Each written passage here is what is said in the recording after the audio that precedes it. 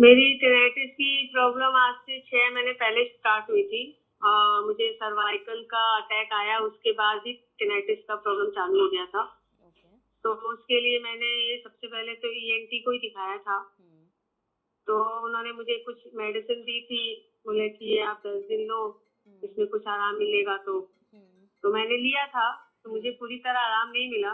फिर मैंने ऐसे ही गूगल पे मैं देख रही थी कि टिनेटिस का क्या कॉमन सॉल्यूशन है या क्या है, तो फिर मुझे ये डॉक्टर स्पेक्ट्रा का मिला।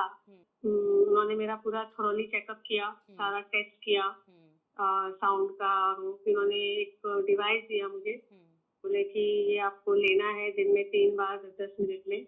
उन्होंने वो सेट करके दिया, उसमें जो सेटिंग होती है कुछ, तो वो मैं आज 6 महीने से ले रही हूँ। तो उससे मुझे पहले से जो मेरा स्टार्टिंग पॉइंट था उससे अब में मुझे काफी रिलीफ है।